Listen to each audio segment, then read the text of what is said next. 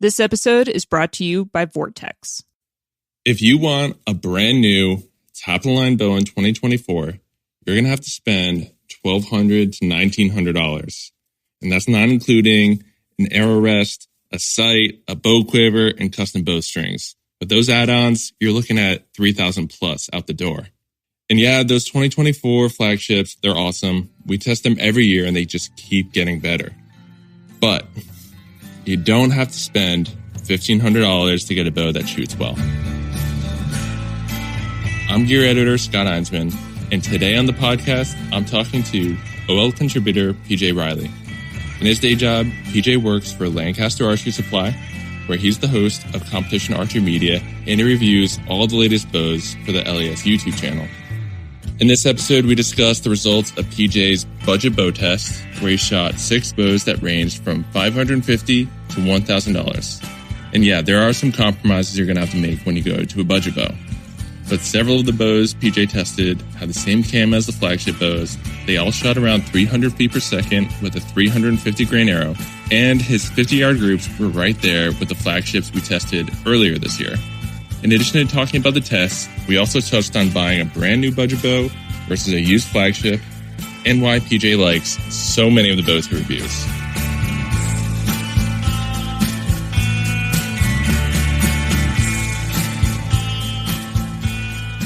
PJ, compound bow prices have gotten a little astronomical, haven't they? They are up there. That's for sure. Pretty much. I mean, 1,100. That's kind of the basement now for the flagship stuff. Yeah, it was just like a few years ago that the flagship bows, like a Matthews flagship was like $950, something like that. Yeah. Yeah. Now it's 1,100, 1,200, and they go up to. I think the most expensive bow we tested this year was $1,900, the RX-8. Yeah.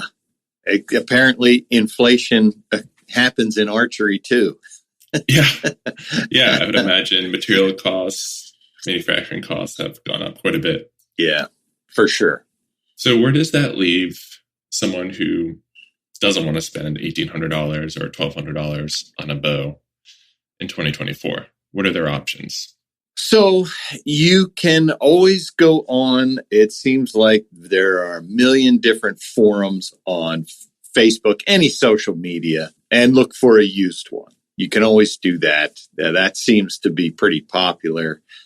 If you want an older flagship, or even, I'm seeing like last year's Matthews flagship, just as an example, is the Phase 4.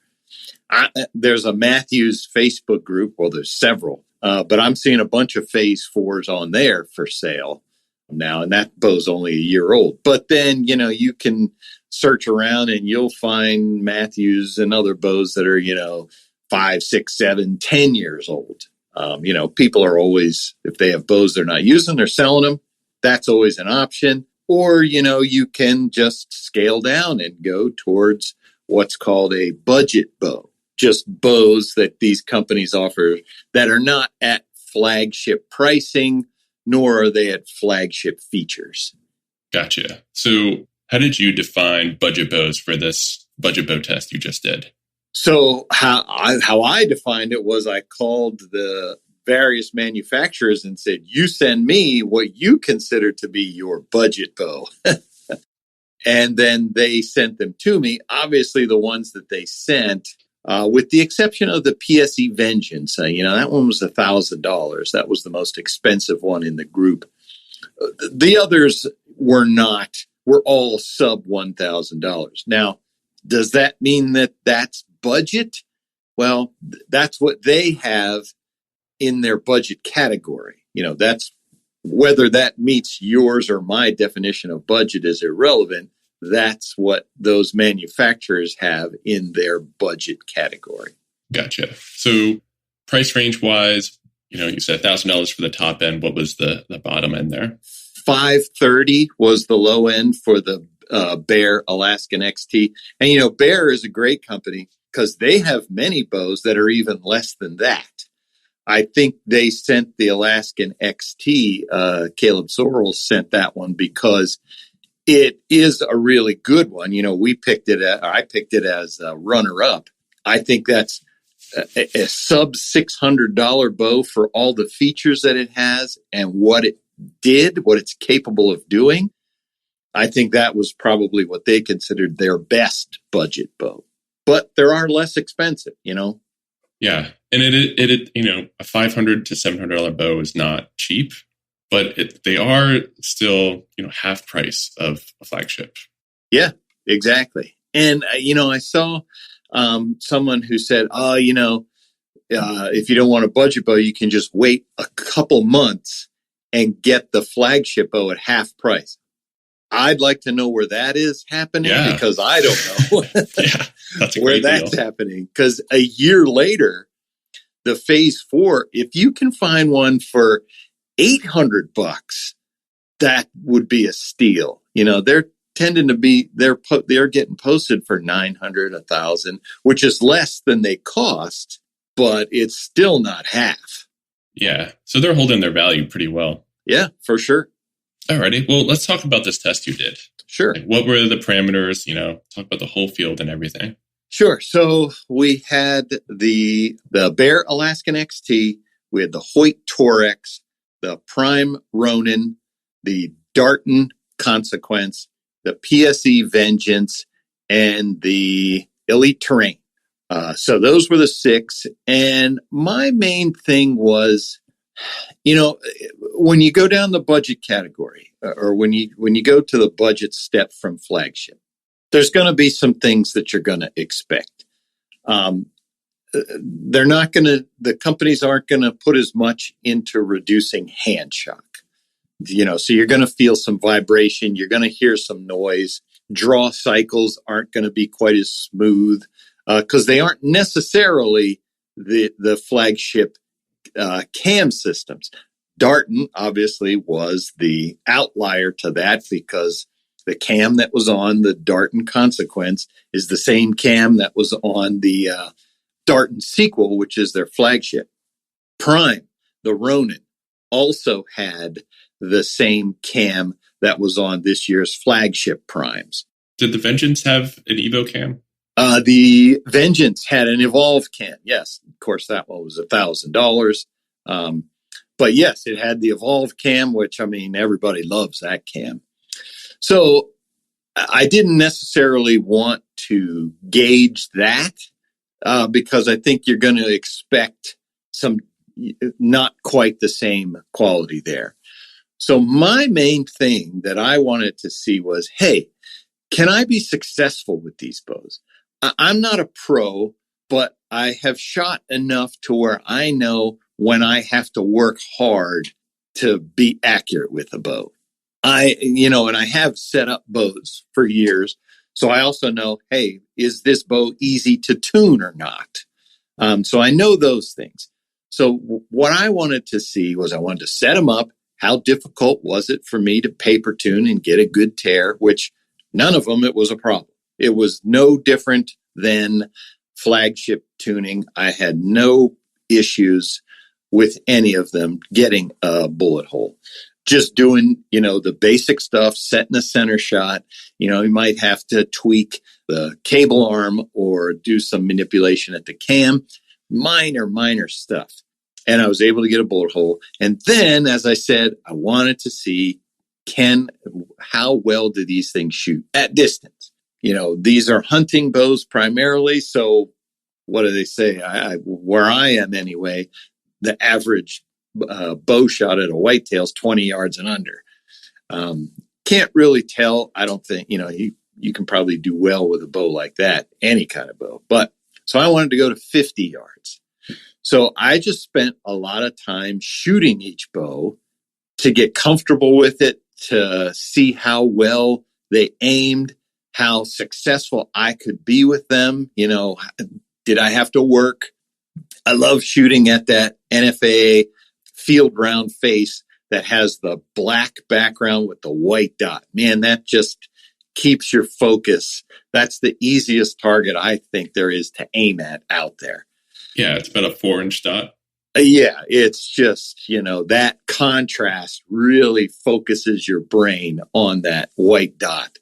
So it's super easy to aim at. So I just sat there and just spent several days just shooting these bows, sticking with one for a long period so I could get to know it. And all 6 of them, I didn't have any problems. If you told me tomorrow that, hey, you have to bow hunt with this one, with the Elite Terrain this year, with the Prime Ronin, I'd have no problem doing that.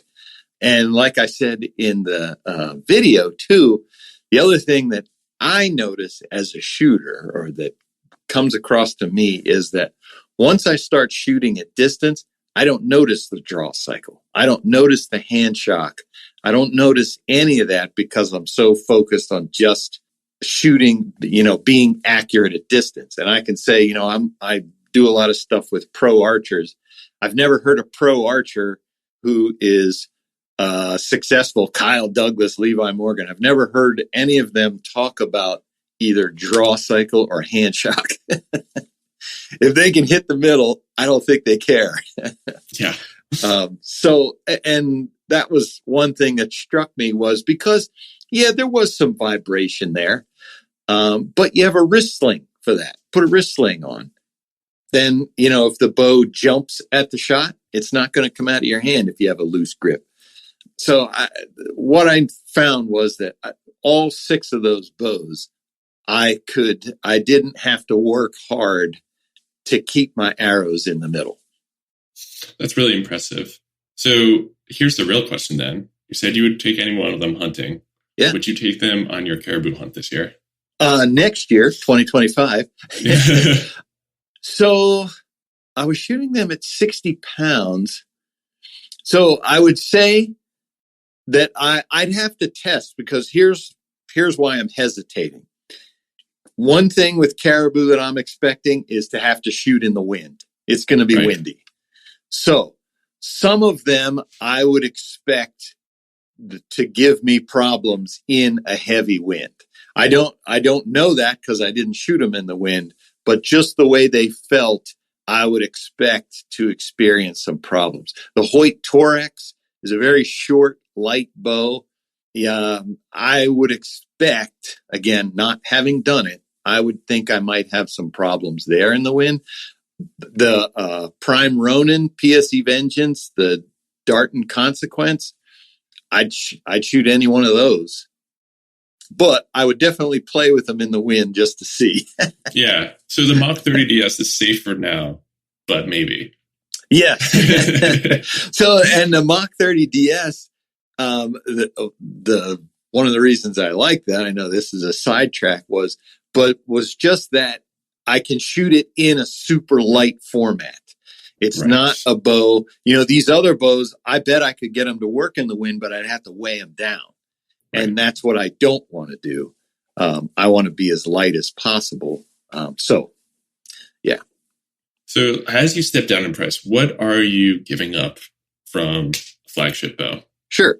So features to start off. As we mentioned, there were only 2 bows in the test group that offered the machine dovetail for an integrate style rest and a Picatinny mount on machined on the front to allow for a pick mount sight. And actually, there were only, that was the Dart and Consequence and the PSE Vengeance. Those also were the only bows to have either one. They both had both, but besides that, they were the only ones to have either one. So if you have, if you like the integrate style rest, that's probably the more popular of the 2 accessories.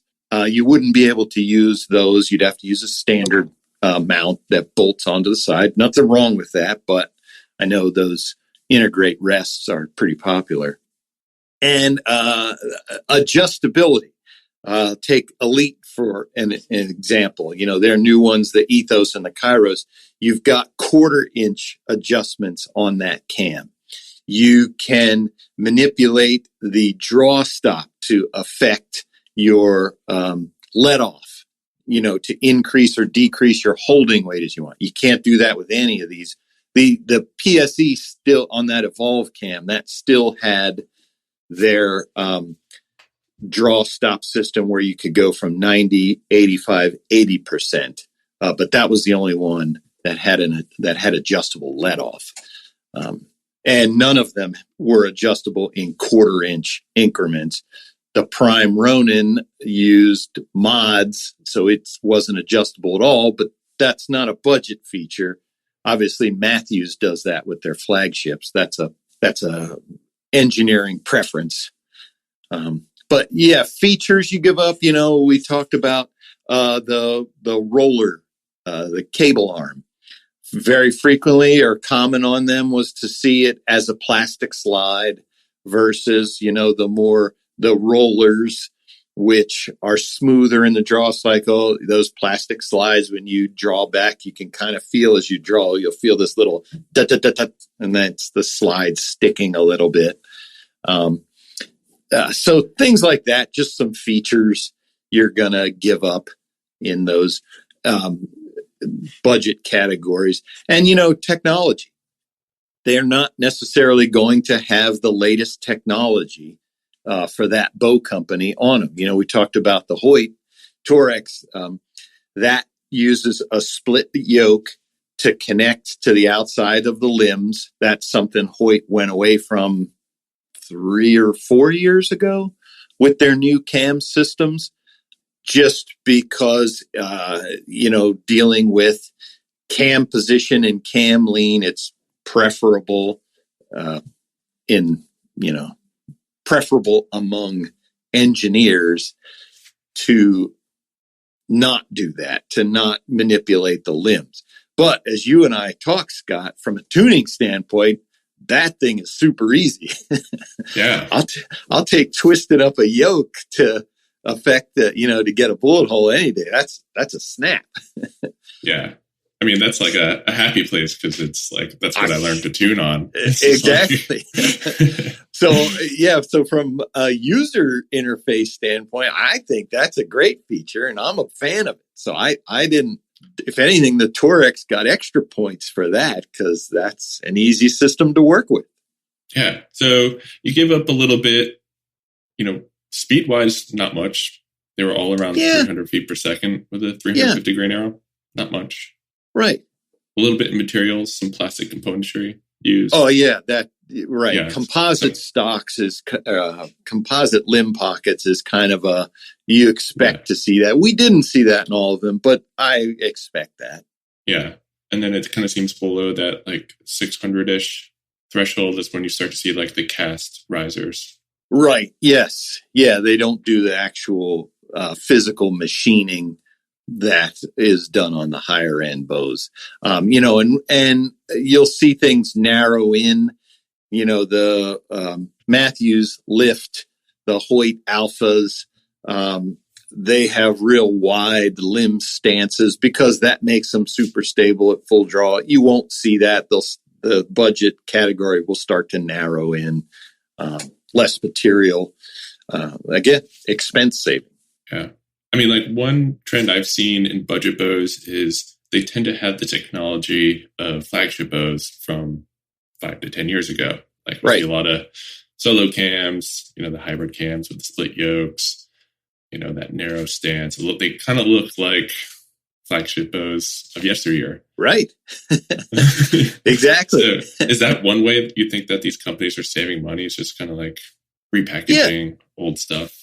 Exactly. You're not putting a guy on one of those CAD machines to design a new system. They already have it. They already did that work. So they can just repackage that and put out a bow without having to do much, if any, engineering. So just kind of like looking at it in terms of price brackets, below that 550 of the Alaskan XT, what can you expect from, a sub $500 bow? So that one in particular, I mentioned in the review, that one had the spongiest back wall. And I think that's fairly typical of the budget category. Just you come to full draw, and what it is the draw stops actually contact the cable but then the cable gives more than it will on a flagship bow. You come back on some of these bows that use cable stops, the Hoyts, and it feels very similar to a limb stop, not quite that hard. So if you're working a hinge, there is a little bit of give, but definitely you're not moving like a quarter of an inch. And I'm going to guess that's about how much you could move the Alaskan. I'd say so. But what I found was when I bounced from bow to bow, then that bothered me about the Alaskan. But if you're at home and that's the bow you buy, that's the only one you're going to have. So you're not going to be bouncing between 6 different cam systems when you're drawing. You're just going to shoot that one. So I found that when I shot that one and just stayed with that one, I figured out what was right and stayed with it. So I learned quickly what it should feel like in my process to get that bow to be consistent. So I didn't knock it for that spongy back wall because I was able to figure it out. As long as I stuck with it, it was not a problem. So if someone buys it and shoots all summer, they'll be okay. Exactly, because that's the only one you're going to have. So you're gonna figure that out. And what it was just when I was bouncing around was I would creep forward and I'd still be on, the stops would still be in contact, but I had that quarter inch where I could move forward a little bit. And, that gave me up and down variance. Yeah. So that below 500 though, when you're looking at those like ready to hunt packages that are $400 or so out the door. Yeah. Some of those, well, one thing that's going to happen is they're going to be short. I haven't seen, those things tend to be like 27 to 30 inches max. I can't think of one of those that's in that category. Of course, the Alaskan XT, I think that was 33 inches, 32 or 33. That was a big one. Yeah. But most of them are not. So they're going to be shorter. So they're going to be, to be consistent, you may have to do more to the bow in terms of stabilization, things like that.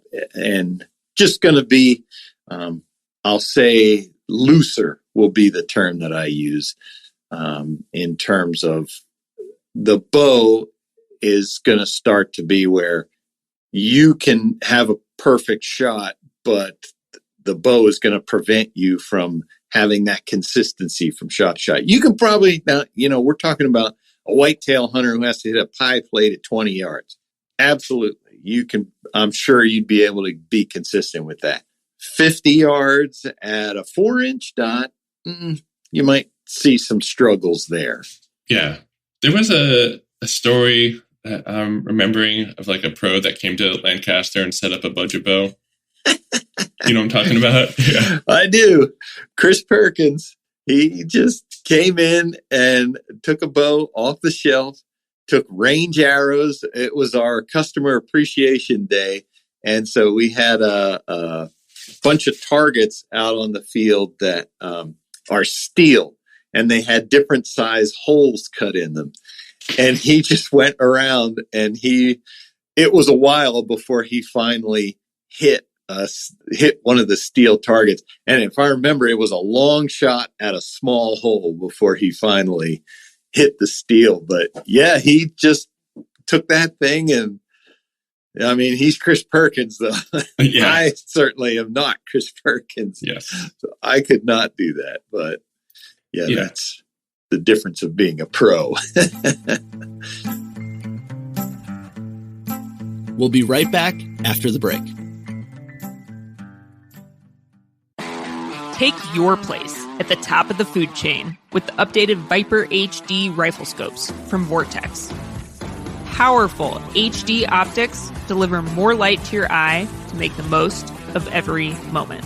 Illuminated reticles throughout the line ensure you're ready at first light and last. Hunt your way with multiple configurations, reticles, and turret systems. Stop by your local Scheels or visit scheels.com/vortex to check out the full lineup.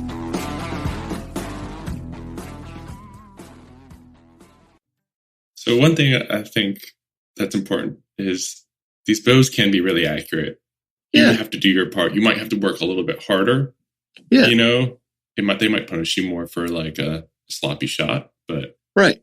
Inside 30 yards, though, is pretty forgiving overall. Yeah, and some of the, the accessories on the ready to hunt packages that they come with, hey, they will function absolutely. And like I said, whitetail, pie plate, 20 yards, you're going to be fine. It's what you want to do. If you want to start extending your range, maybe then you want to have a different rest or a sight that's a little more precise with smaller pins that are brighter. The ready to hunt package is just what it is. It's set up so that you can go out and yes, you are ready to hunt probably, 20, 30 yards. They're thinking that'll probably be your max. You're not going to start shooting 60, 70 yards with it. Yeah. And one thing for the flagship bows is that they are a lot of fun to shoot. I'm thinking about the Elite carbon bow from a couple of years ago or last year. Yeah. I think it was just so quiet, so smooth, no hand shock, just like instant smile every time you shot it. So, yeah, I say you don't notice those things when you're shooting, but I think you do notice when they aren't there. Like when you take that shot and you don't hear anything or you don't feel a hand shock, I think you're like, whoa, that was different. Yeah, that's fun. Alrighty. Well, let's talk about the winners. Who won the big test? I know we've hinted at it a few times throughout here, but so the Dart and Consequence was the winner with the Bear Alaskan XT as what I called honorable mention. I just had to mention it because of the price and the features. But the Dart and Consequence was the winner because of its price and its features. I mean, I think at $650, that bow is, it looks, it feels, it shoots like it should be more. Yeah, it had machine aluminum riser, aluminum pockets, flagship cam on it. Yep. It had cable rollers. It had a roller system that you're going to see on flagship bows. It had that big 7.5-inch brace height. That's huge, but it still shot. It was our slowest at 297 feet per second with a 350 grain arrow at 61 pounds.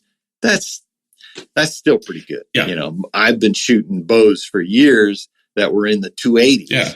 Of course, the trade-off is with that 7.5-inch brace height is the thing is ridiculously forgiving compared to a 6-inch brace height. That's a full 1.5 inches of mistakes that I can make that won't end up in the target. Yeah. And that's great for, someone who's newer or when, your knees are buckling and you're at full draw at a deer. Yeah. Yeah. I absolutely, a new archer starting out with a Dart and Consequence, man, they're going to be pretty darn successful with that thing where, faster bow, because of the brace height, they may struggle a little more. Yeah. I mean, my first bow had steel cables and tiny rod cams on it. So yeah.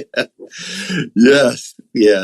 It's light years ahead of what we had years ago. But yeah, it just shot incredibly. I mentioned the one potential downside is it was loud at the shot. Pair of cat whiskers, problem solved. Yeah. And if you want to hear it, you can watch the YouTube video on the bow test. You'll be able to hear what it sounds like. What about the... Yeah, it had a twang. Now, is that going to spook a deer? I don't know. I'm not a deer. I just noticed that it was louder than others. Right. What about the Alaskan XT? And so the Alaskan XT, I had to give that one an honorable mention just because it was a full $120 less. And like I said, it had the pick mount, the integrate rest mount. It shot great. And it just had it just did well. It did better than I thought a $530 bow should do. That was my reason for that. Because then that one, boy, you get under $600 for a bow. Now you're really stepping down. For me, I think that's a budget bow. Yeah, for sure. There are bow packages out there that you can get for $200. How successful are you going to be with those? I don't know. I'm not going to say, but this one I felt comfortable with. Yeah. I had no problems with that. Yeah, I think the $200 bows, maybe for someone who isn't sure if they want to do archery, don't want to spend a lot of money getting into it. They just want to, dip their toes in. For sure. And hey, that's better than nothing. Yeah. If that gets you in the door, by all means, go for it. Something else we didn't talk about is warranty. Right. These Dartons, Bears, these bows, they're going to have warranties behind them as well. Do the $200 bows? I don't know. I can't answer that. But I know these do. Well, that kind of brings me to one of the final things I want to talk to you about is buying a used flagship versus a brand new budget bow. I mean, we can start off with the warranty portion of that. Warranty's the first thing, typically I don't know of one where if you buy a used bow that you get the warranty. Usually the warranty starts and stops with the original owner. And that can be a big deal. And, something happens, a limb cracks, bearings go bad, something like that. Now, all of a sudden, any repair is out of your pocket versus the manufacturer covering it. So is that a savings? I don't know. However, what I would have to say is I think, buying a used, I guess you got to know the person using it.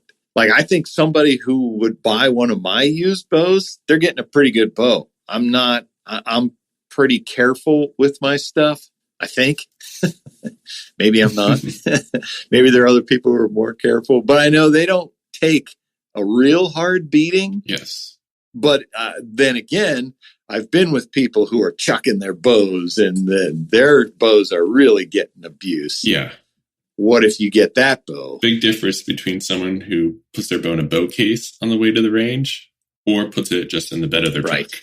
Exactly. Yes. Yeah. Leave it outside. Yes. Is it getting rusted? Yeah. Things like that. I'm going to say that's still a good way to go. Buying a used flagship bow. That's a good way to go. Now, if I'd have to say, like, a bow that's like 3 years old, a 3-year-old flagship, I'm buying the Darton Consequence over that. Okay. I'm buying a brand new Darton Consequence. If you go back 3 years, to me, there have been advancements that aren't there that you're missing. Interesting. That's me. I would take. Plus, I think you'd have to go about 3 years old to get down to $650. From the prices that I'm seeing online, it's got to be a couple years old before you're getting down to $650. And then, I'd probably take the new bow over that. Okay, so, this year we tested the Halon alongside all the other flagships. How old is that bow?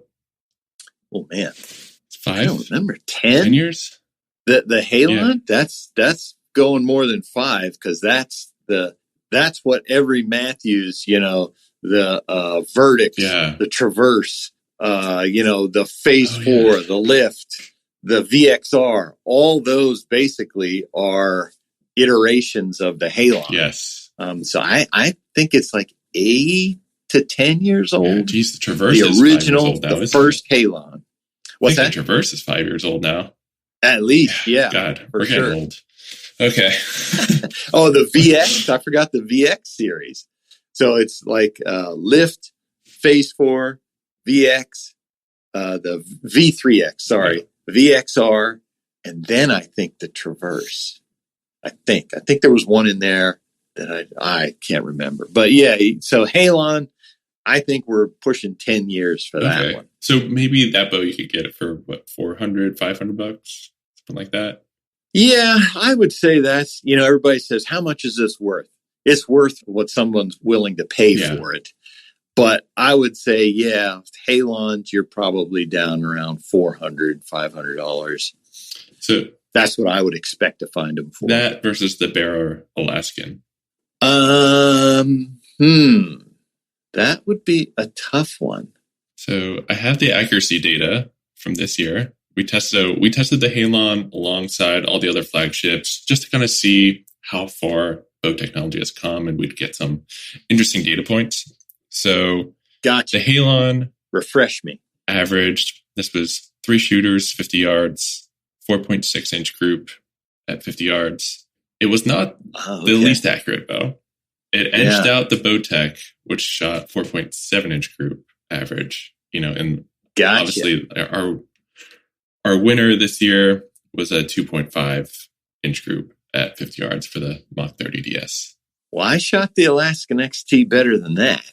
Better than 4.7. Okay. Plus, I shot it better than that. Let's see what your groups were with it. Okay, so yours were 4s. See, Dustin skewed the groups. He averaged a 6 inch group with it, but you averaged a 4 with it, and so did Alex.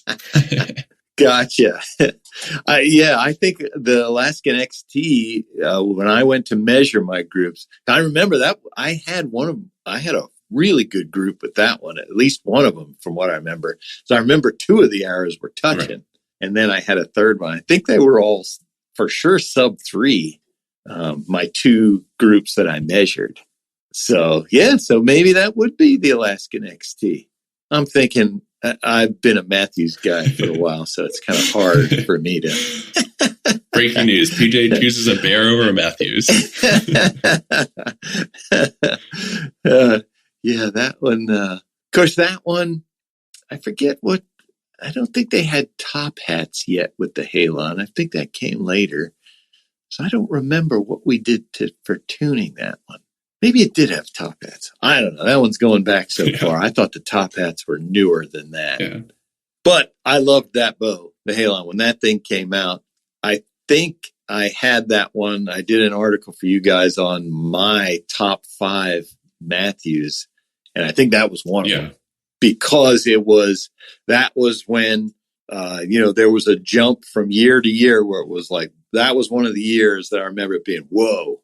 This bow's different. Yes. Because some years it's like, oh, yeah, okay, this one's a little different than last year. But that was one of the whoa years. That was coming off the Monster, right? Well, the Monster wasn't. The Monster was kind of an animal unto itself. It would have been, I think, after the no cam. Yeah. Because I remember it went no cam. Halon. Dan McCarthy was shooting the Monster a little bit, right? At some 3Ds. Well, he shot the Chill. Chill X, he was shooting. I don't know if he ever shot a Monster. He would have had to have turned that thing down because that thing was screaming fast. But yeah, because they still make the Monster Safari. Matthews still offers that bow, right. But it's like it's its own kind of animal. Yeah. Matthews went through a weird phase there.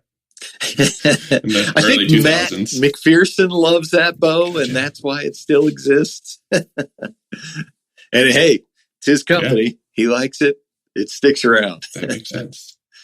So let's answer the internet's big question about PJ Reilly. Why does PJ Reilly love every single bow? So I'm glad you asked that. So to me, the phrase, I don't like that, is a very definitive statement, a very definitive negative statement. When the analogy that I use is, okay, if I give you my 3 favorite ice creams, salted caramel, vanilla, and cookie dough. Okay, those are my 3 favorite. If you tell me I can only have one, I'm choosing salted caramel. That doesn't mean I don't like the other 2. If you told me, sorry, all we have is vanilla. Cool. Load me up. I'll take it.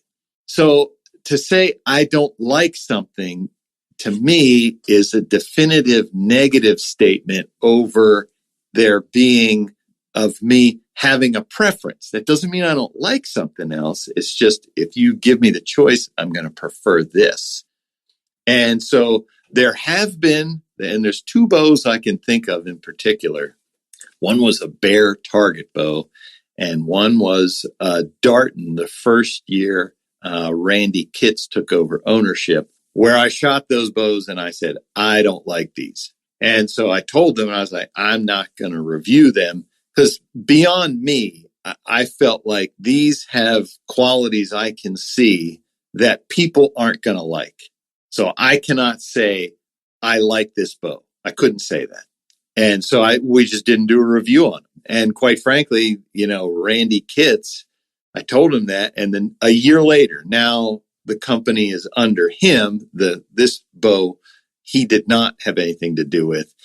A year later, he did. I saw him at a tournament and he said, PJ, come over here.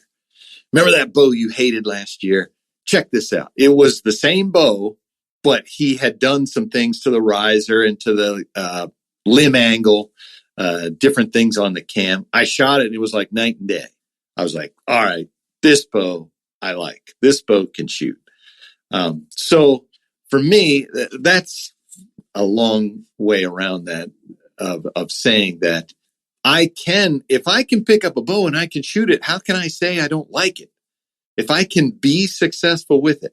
So the one thing that I do with every bow is I take it, I tune it, I set it up, cam timing, set the center shot. I tune it till I get a bullet hole. I shoot them at 20 yards. I rig them with stabilizers and sights. I shoot them at 50, 60 yards.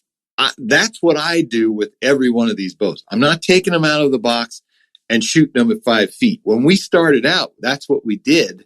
And somebody called me out on that and said, how do you know what that bow can do?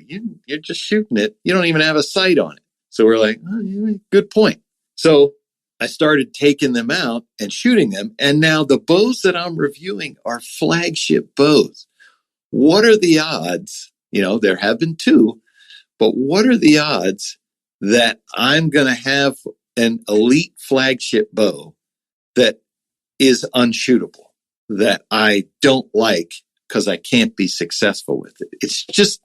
It's not likely. So for me, if I can go out there and I can be successful with it, if I can do all those things I just described and have the bow perform the way it should, and then I can go out and shoot them at 20 yards at distance, hit what I'm aiming at, how can I say I don't like that bow?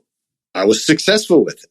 So yeah, I like them, and you can like things to different degree, but to say I don't like it, that's something different in my mind. That doesn't mean I don't prefer something over that, but to say I don't like it is, I don't think that's, if I can be successful with it, I don't know how I can say that, if that makes sense. The other one, the other bow I didn't like, I should mention, was a Bear target bow. I don't know why they've stepped into that pool. It was 1 year they stepped into it, but that bow I did not like. And we haven't seen a Bear target bow since. Yeah. So. Yeah, they are the masters of the budget bow, though. Yeah, for sure. And hey, more power to them. If they can make a pile of money selling those bows, in the big box stores, whatever. Some people don't have a pro shop near them. I know where I hunt in Illinois. Now there is a shop, but for years there wasn't a shop around. Walmart was the closest place. Yeah. It is what it is. If that's what you have around you, that's where you're going to go to. And bow hunting, how much you want to put in. Hey, I'm perfect for golf. I went to Dick's. I have $100 set of golf clubs. That's what golf is to me. I like it, but I'm not paying $1,000 for a set of golf clubs. It's just not that important to me. So, but then with the bows then too, people say as far as the best, I'm going to have my favorite Hoyt. I'm going to have my favorite Prime, my favorite Matthews. There's going to be this, I think, is the best hunting bow. This is, I think, the best target bow. There's different categories for what the best is to me as well. So I can have a lot of bests. They're just in different categories. Yeah. And I mean, that's the one thing, we've been doing this bow test together for 3 years now. They're all really good. I mean, there have been a few that were not our favorites for sure. But right, and might it be, there it's that test where we're shooting one against the other. Right. So there's a definitive, you're picking your favorite versus whatever we scored the lowest. If that's the only bow you have, you could probably do just fine. Yeah. Like this year, the Bowtech Core SR, it ended up doing the worst in all the scoring and the accuracy, but it's still a really good bow. It has some incredible features to it. Shoots really nice. That one has, with that deadlock cam system, I think that has the best adjustable cam system on the market. I think that thing is just super ingenious and real easy to work with. Well, PJ, you've put the PJ Loves Every Bow to rest. A weight off your shoulders. I think I'm a positive person too. That's the other thing. I'm just like, I'm going to look for the best in it rather than why I hate this thing. That's just not who I am anyway. Well, PJ, thanks for coming on. If people want to read the article, it's Best Compound Bows for the Money. Google it, it'll pop up. The video is embedded in there as well. And I can't wait to do another bow test with you in like 6 months or so. It feels like it'll be 6 months. It's coming up fast. I'm ready. Let's do it. The Outdoor Life podcast is edited by Mike Pedersen of 85 Audio. It's normally hosted by our editor-in-chief, Alex Robinson, but today it was hosted by our executive gear editor, Scott Einsmann. It's produced by me, executive editor Natalie Krebs. You can read PJ's full story at outdoorlife.com/budgetbows24. Music in this episode is by Pierre Locatelli via APM Music.